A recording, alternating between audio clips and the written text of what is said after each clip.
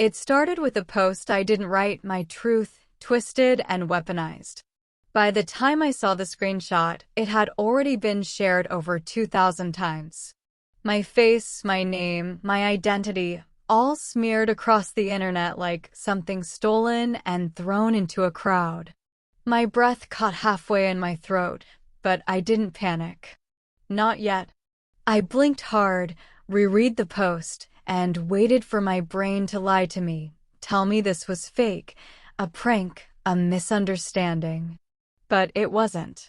It was my truth, cherry-picked and thrown into the fire. Someone had found my old private blog. The posts where I tried to figure myself out. The labels I played with. The questions I asked aloud at midnight when I couldn't sleep. They copied the most vulnerable parts and paired them with a selfie from years ago. The caption read, "Guess my name." Couldn't decide what they were. Now you know. I didn't know who did it, but I knew what it meant. My inbox exploded. My phone buzzed like it was panicking for me. And just like that, I was out. To my friends, my classmates, my coworkers, my parents, and not on my terms. The worst part? It wasn't the hate. It was the silence. The friends who stopped texting. The ones who needed space. The ones who saw the post, liked it, and never spoke to me again. It was my manager at the bookstore, suddenly reviewing staff behavior and taking me off the schedule. It was my mother, who called just once, her voice quiet and clipped. "You've embarrassed the family. We need time." I tried to explain. Tried to tell them this wasn't shameful, wasn't scandalous, wasn't a phase or a joke or a performance. But no one was listening. I sat in my room that night, staring at the cracked ceiling. My laptop still open. Notifications still coming in. Messages pinging with fake concern or cruel sarcasm. My chest felt like it was folding in on itself. Alone. That's what it felt like. Utterly, completely alone.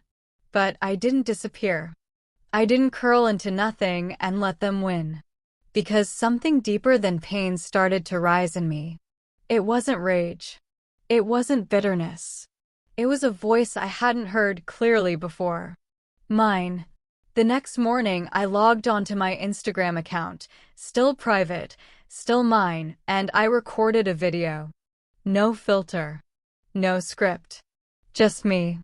My name is your name, and yes, I am queer. Fluid.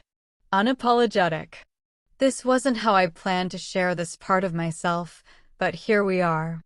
I didn't get to choose the moment, but I do get to choose what happens next. And what happens next is me living fully. I ended it with a quiet smile. Not brave. Not defiant. Just real. Then I hit post. It didn't go viral. But it did reach people. A few messages trickled in. Strangers, mostly. Saying thank you. Saying me too. Saying they saw me. One message stood out. It was from Jordan. We had gone to high school together, different cliques, same hallway silence. I hadn't thought of them in years. "Hey, I saw your video. I'm non-binary too. I wish I'd had your courage back then. Just wanted you to know I'm proud of you." We met for coffee the next week. It felt strange, sitting across from someone who already knew my hardest truth and didn't flinch. We talked for hours. About names. About family. About the painful beauty of discovering yourself piece by piece, even when the world tries to pull you apart. Jordan introduced me to their friends, a small but fierce group of queer creatives, poets, and activists. People who didn't ask for permission to exist. People who laughed without shame. People who saw me and didn't look away. It didn't fix everything. I still lost people. Some relationships stayed broken. Some apologies never came. My parents? They stopped calling altogether. But in that quiet space where they left me, I built something new. I started journaling again. Not to hide, but to witness myself. I cut my hair the way I wanted. Not to prove anything, but because I looked in the mirror and smiled for the first time in months. I took photos. I danced alone in my room. I cried into pillows and sang loudly in the shower. I applied for jobs where I could be myself and finally landed one at a queer-owned publishing house that cared more about my voice than my image. Months later, I gave a talk at a small community center.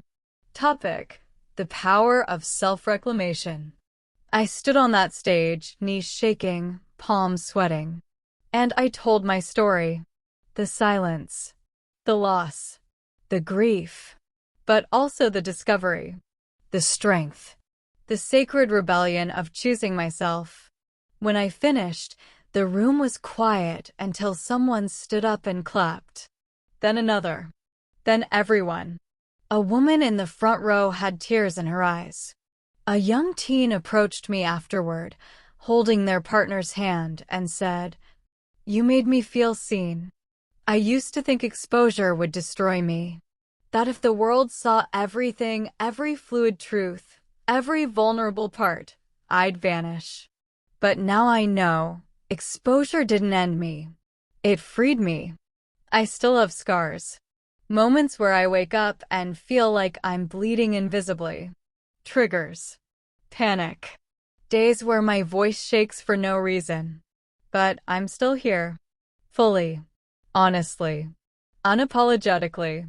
The post that outed me? It's still out there. Somewhere on the internet. Shared. Screenshot. Echoed. But it doesn't own me anymore. Because I wrote something better. A life. And this time, I'm the author.